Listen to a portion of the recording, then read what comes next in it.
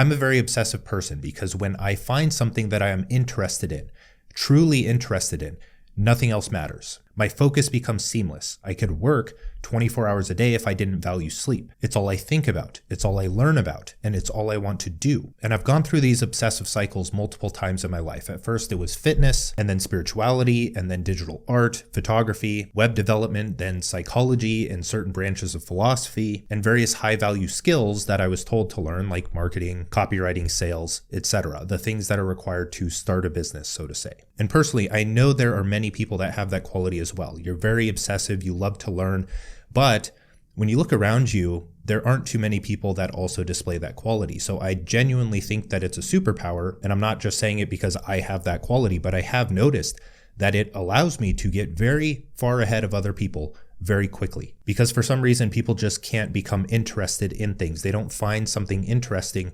when, if you look deep enough, everything is interesting. Absolutely everything. Just stare at your wall and then dig deeper. How was it built? What is the process that went into making it? Why is the outlet structured in that way? So on and so forth. You have an entire learning rabbit hole that you can go down with anything that you look at. So I don't really understand that I'm not interested in anything. I think you're just distracted and you've engaged in so much pleasure seeking that simple things just don't bring you joy. But if you do have multiple interests, there is a pretty big problem. And it's that society has convinced you that that trait or quality of loving learning or having multiple interests is a weakness. And you may even believe them because you spend your entire day learning or going down rabbit holes, and frankly, you don't really have much to show for it. All you have is a bit of knowledge. And it's understandable why society or just people in general think that, why they think that that trait is a weakness. It's because most people still have a worldview influenced by the industrial paradigm. They fully believe that becoming a specialist, getting a job that requires you to perform a mechanical string of tasks for 40 years, and retiring at an age where your money can't be put to great use outside of buying material objects because you were deprived for so long is still the best route to take in life. And I can confidently tell you that that is not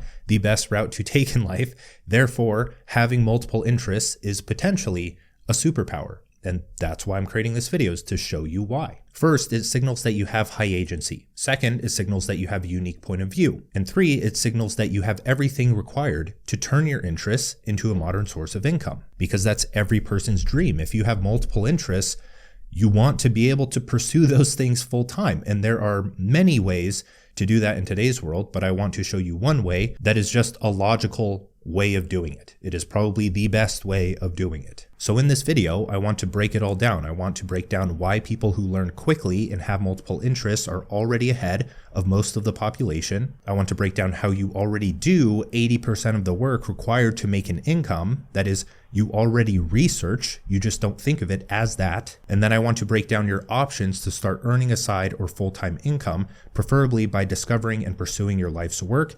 Yes, that's a bit deep. You're probably just here to make money, but trust me, it's a lot better if it's meaningful money. So with all of that, let's begin. And for part one, I want to talk about why learners and improvers, so like self-improvers, have more leverage than ever before. And we'll start with a quote from Naval. Code and media are permissionless leverage. They're the leverage behind the newly rich. You can create software and media that works for you while you sleep. So for many people, you hear code, and that doesn't really ring a bell for you, right? You're not a programmer, you're not a coder, and media may not ring a bell for you either because, like, what does that mean? In today's world, that means content. In the past, it meant the radio, maybe billboards, maybe books, maybe physical mail, maybe the newspaper, but today, it's content. And what you may not understand is that yes, content can work for you while you sleep.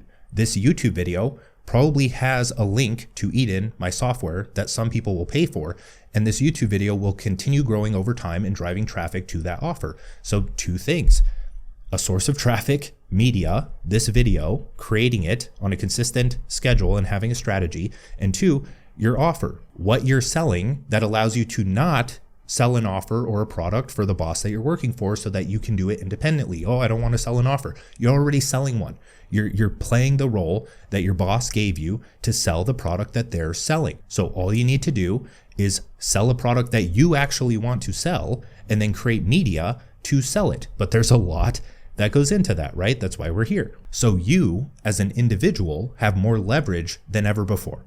Leverage in this context is the multiplier between input and output. In other words, a small action can create a disproportionately large effect, and technology continues to increase the power an individual holds. Because just think about it, when social media became a thing, or even the internet became a thing, you can now write an article or a social media post or a tweet or a reel that has the potential to reach millions of people. That wasn't possible with the radio. You probably will never get on the radio or television. And imagine in the past, imagine trying to send 1 million handwritten letters to people around the world. It just doesn't work that way. So what this means is that the average everyday person now has the potential to reach a lot of people. Maybe not millions, but even thousands is crazy. What if 1,000 people pay you a certain amount of money per month? You're set. You're not a mega millionaire because you don't have to be, but you've effectively replaced your salary and probably then some more. And now this is still possible. Social media has evolved and the market has become sophisticated, but that doesn't mean that you can't learn, that you're a learner. That's why I'm saying this is a superpower, is because you can acquire the skill and you can create the strategy through dedicated learning and research that allows you to do this, because most people won't do that. And the thing about understanding is that people create excuses for things that they don't understand. And if excuses are for the incompetent, then incompetent people will think, oh, social media is just about luck. Everyone's posting content, but only a few get picked to do well. When in reality, the ones that get picked to do well are the people who treat it as their full-time job to study and understand why that mechanism works. You just see it as people posting on social media because you're a consumer. You're not the person doing it. You're not in the game. You haven't studied that domain of knowledge. And yes, it's a domain of knowledge like anything else.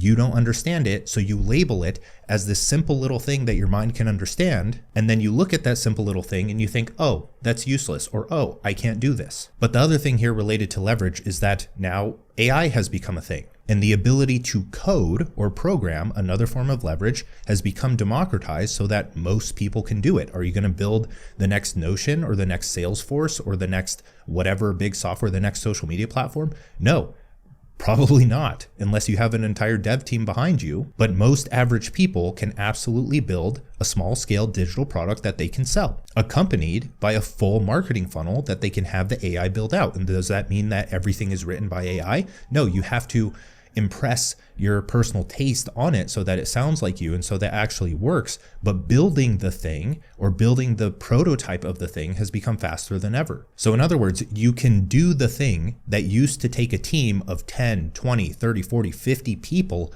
as one person. Now, this was always possible with something like social media and information products. That was what my old one-person business videos talked about, where you pretty much build a social media audience, you write content for 2 hours a day, and then you create a digital product and you sell that product in your content. But information products are abundant. Anyone can create them. I don't think they're going to die, but we're going to talk about all of that. Now, to start to ground this so that you can understand it as a person with multiple interests, or a person who just has one interest and wants to share it or wants to turn it into a business, Paul Musso is a great example. He has built a modern philosophy school on Substack. He quite literally just teaches philosophy on Substack. That's the paid tier of his Substack. He does weekly lectures that people can attend. And now I've talked about this in my book, it's free on my Substack, called Purpose and Profit, but I see the good parts of the creator economy as somewhat of a decentralized education system.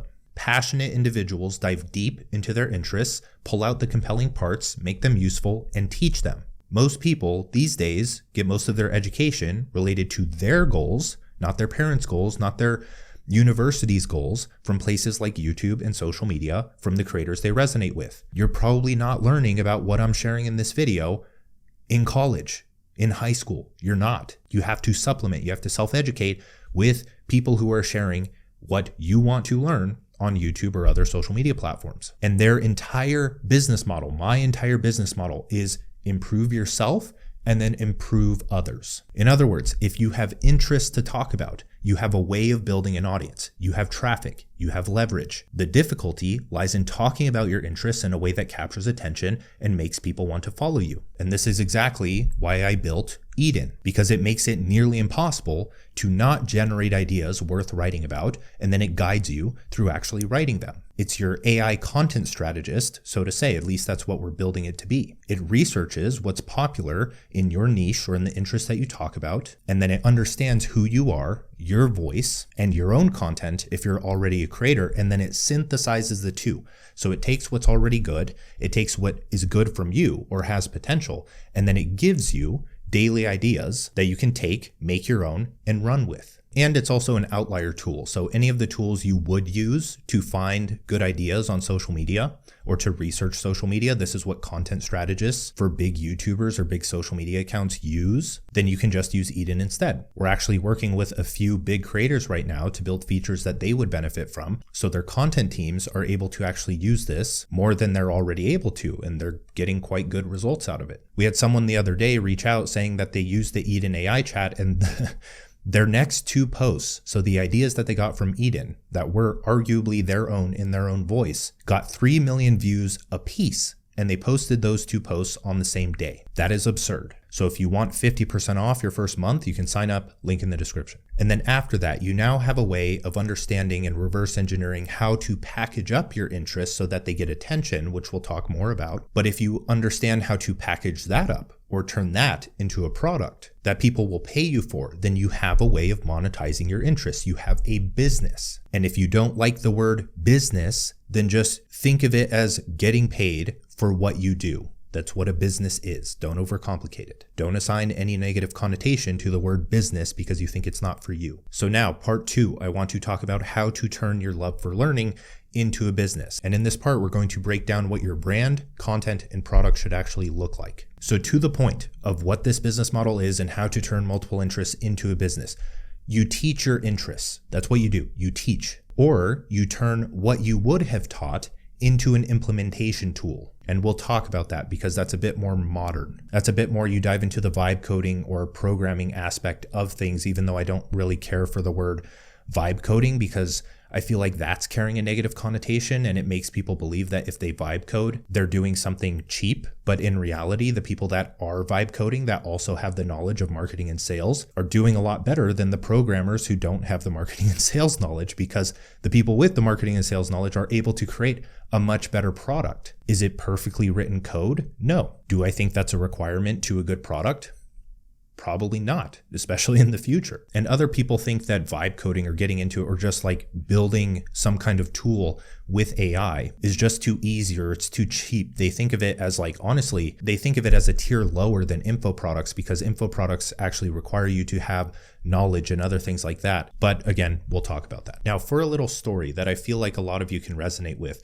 The other day, I was outside working at a coffee shop with my buddies, as I do quite often, and I had someone who noticed me from YouTube, which was pretty cool, and eventually they asked for advice on what they should monetize. And they said that they were trying to do videography for real estate personal brands, and they had some clients doing that, and he said that he could scale it, but he said in an ideal world, he wanted to do something more artistic and creative, right? He wanted to do the filmmaking aspect of things. And so I asked, is he creating content for his own brand? He said no. And to me, it was kind of obvious. He should express the artistic side by using filmmaking and videography in his own videos to make them nice, beautiful, and have them stand out. That's a part of his unique edge. And then he should teach what he's passionate about, videography and filmmaking, to personal brands, which he already has some experience in.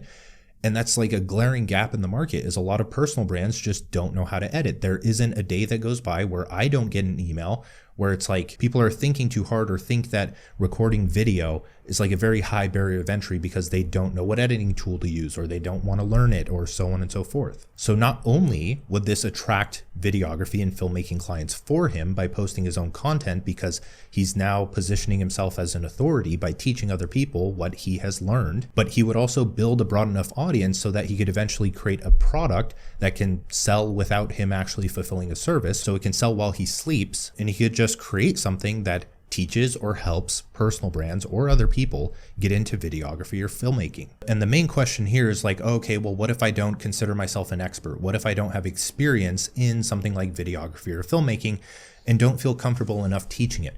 That's why you position yourself as a student and a researcher rather than an expert. You don't have to claim results. You don't have to claim that your videography skills are going to 10x their views overnight. Learning the skill in and of itself, if the tip is useful, And so that's only one example, but I feel like the same applies to you. You don't have a lot of capital to invest, so certain business models are off the table. You don't care to fundraise, and you kind of just want to do something creative and meaningful. And so for people who have a love for learning, here's kind of the gist of what a business would look like for you. First, you study your interests. That's the first thing. They are inherently valuable because you value them, meaning someone else can value them too. And many already value them. And no, people can't just ask AI because they often don't know what to ask. Second is you learn how to package them because you aren't Marcus Aurelius.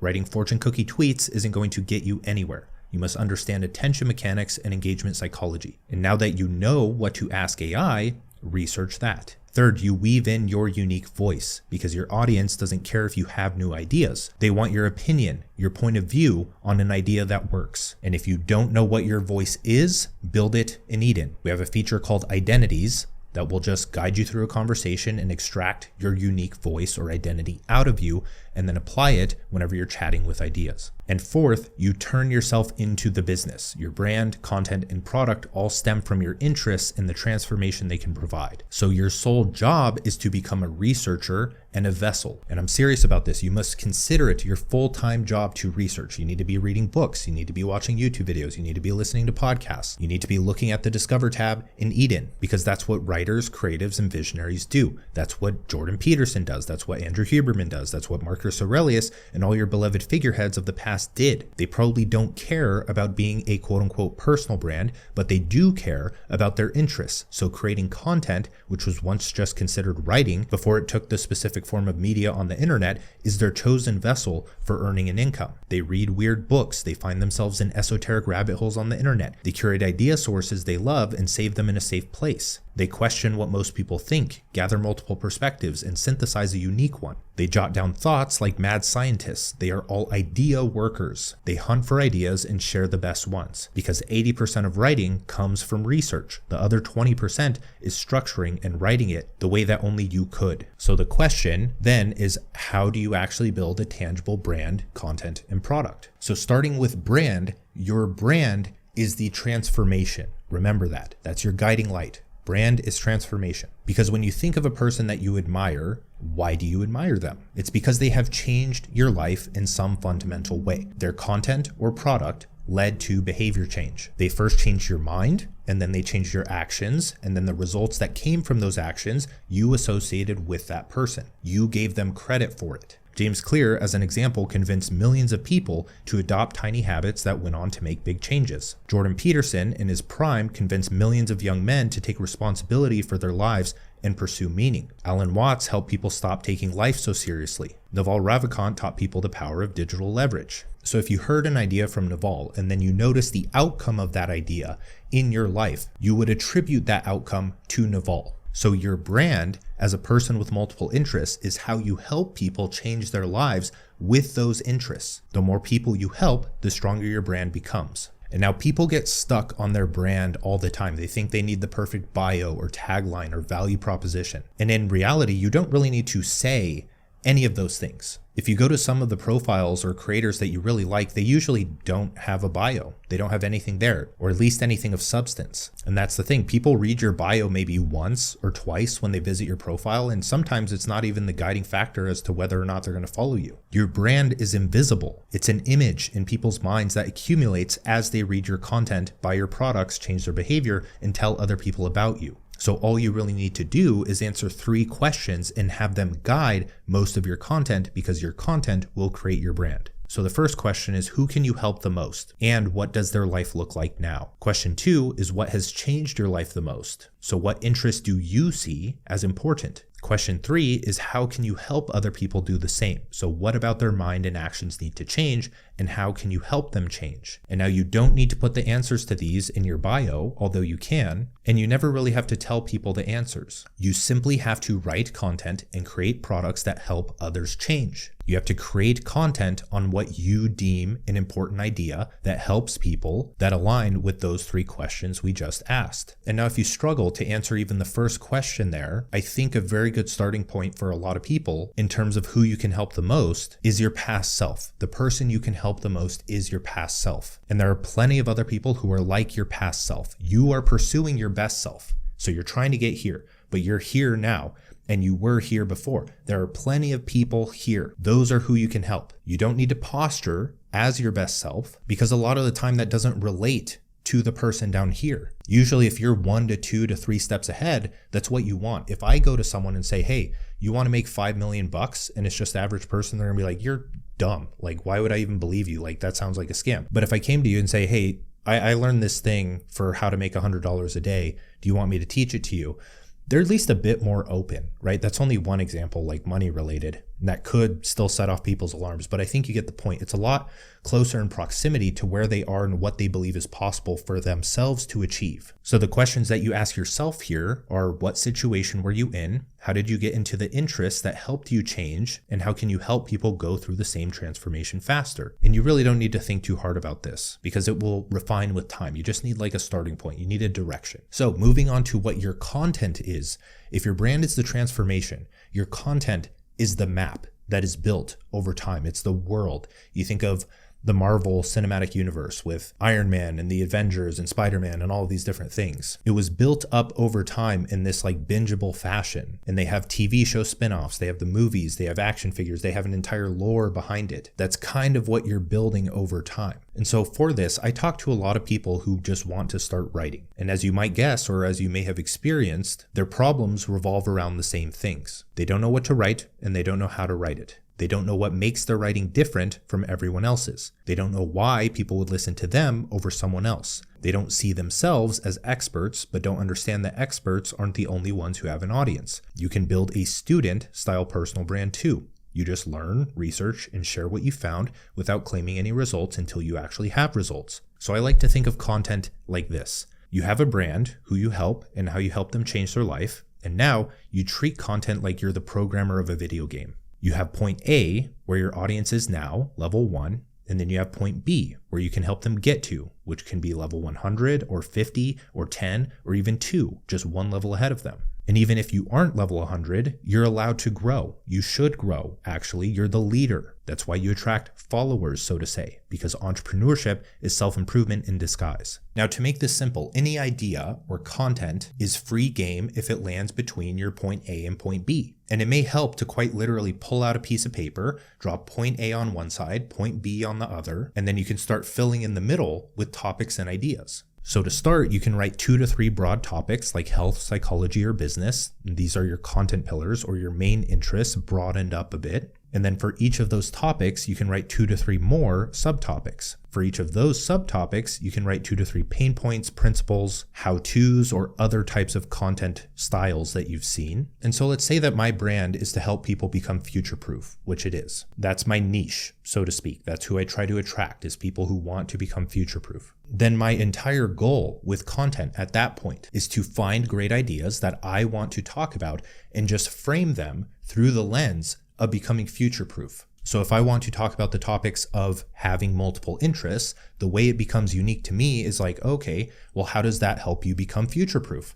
And this video was born. As an example, if I'm studying my interests like flow psychology and I find an idea I love, like how psychic entropy causes the mind to slowly become disordered with time unless effort is put into maintaining a meaningful hierarchy of goals, then the first question I ask myself is this: how does this apply to becoming future-proof? And through that question alone, I now have a unique piece of content. I'm not copying the idea one-to-one, I'm applying it to a new domain from my own voice and perspective. And that is content creation in a nutshell for people who don't want to dance in front of a camera or be on TikTok. Just hunt for ideas in your interests that you really like, and you have a mission that you can help other people achieve, and then you tie the two together. You frame the idea through the mission. So when you have an idea, you just look at the map that you drew with all of your topics on there and you think, oh, okay, how does this help people get from point A to point B? Okay, in the newsletter or YouTube video you're creating, the introduction is illustrating the problem that point A is at. The middle is explaining the concept or idea that you want to talk about. And then the end section or the actionable section is like, okay, here's the steps to get to point B.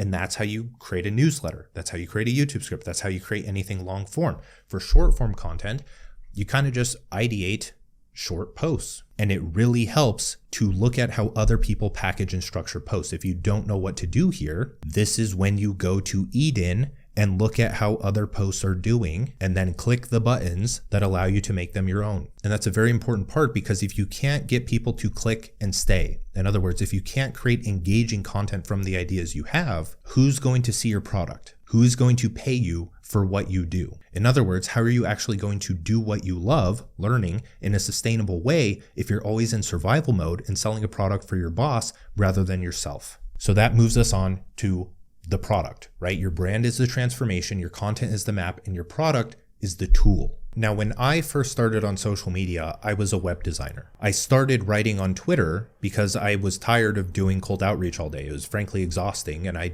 knew that my next step was building an audience so that I could land clients from that audience. As I got clients and as my service evolved, because my knowledge evolved with it, I found a lot of people coming to me not because they wanted a website, but because they just didn't have clarity on their brand, content, and product. They thought a website was going to fix everything, or they were convinced that that was like the whole in why they weren't making money. It was a website of all things, when the rest of the things, the brand, content, product, like literally the main funnel that would make you money, just wasn't there. And so I helped them, and I actually started to pivot my offer in that direction. And there was a 2-year period of time where I would consider myself a brand advisor or a personal brand advisor. And the biggest question then was, okay, if I write about all these ideas and interests, what do I sell? It feels like I'm just giving everything out. People won't have a reason to buy my product if they already know it all. And now typically the reason people ask this question is because they just love getting in their own heads, right? They don't like thinking things through. And I'm not saying that as a jab. I do it all the time, right? You get a little bit stressed,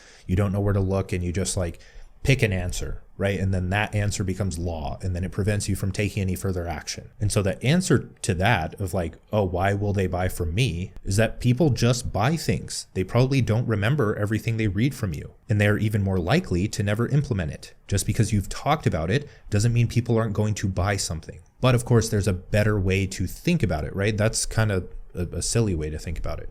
I like to think of my products as tools or systems that help people get from point A to point B on my map. As an example, I can talk about writing all day, and I can teach how I write newsletters, content, and generate ideas, but a tweet or newsletter is usually not the best medium for teaching an entire system through things like modules, worksheets, templates, and everything like that. So if I create a product like I did previously with 2-Hour Writer, when I was actually promoting and selling that, that was like the complete system for implementation. Like no one video could take the role of that product, because it was a daily set of actions backed with education that someone can use to get results. And that's kind of evolved into what Eden is becoming today. It's find validated ideas, make them your own, write, post them. It's the writing hub, it's the content strategy hub. And one thing we need to talk about is that if you don't care to sell an info product because everyone told you they were a scam and you were dumb enough to not think or question, then you can build a software. But again, and I've learned this through 3 years of failure so far,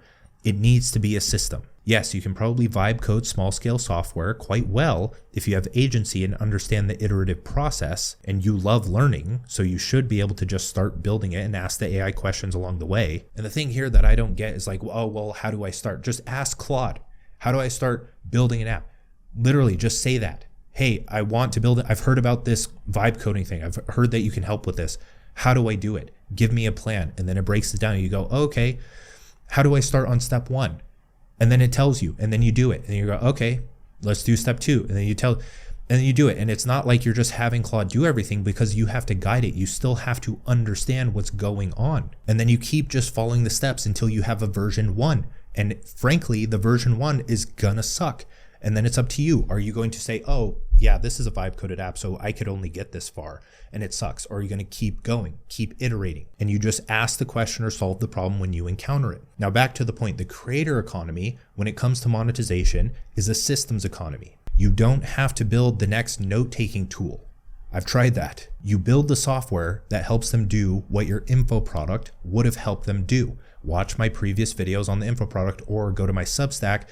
And on my paid tier, I have a full guide to how you would create a profitable digital product. That gives you everything. That's like what you need to know about marketing. You don't need to take any other marketing course except for pay attention to what's in that guide. So for Paul Musso, who has the philosophy school that we talked about earlier, he could literally just build like a learning app for philosophy, and he could share his teachings on there. Like there are so many different ideas that could work for Paul, but I'm sure Paul doesn't care because he's already doing something that works well. He doesn't need to go further. I'm just kind of throwing out ideas here and there. But that's really it. You just have to build the product, and you have to do it in a way that gets results or is good. You can have this great idea and you can build it out, but that doesn't mean it's good, and it doesn't mean that other people want to use it, and it definitely doesn't mean that they want to pay for it. So you have to test all of those things. And so with all of that, this wasn't a very hyper practical video or section on building a product, because I don't think that's what you need. You just need clarity that this path is viable. That's why you came to this video.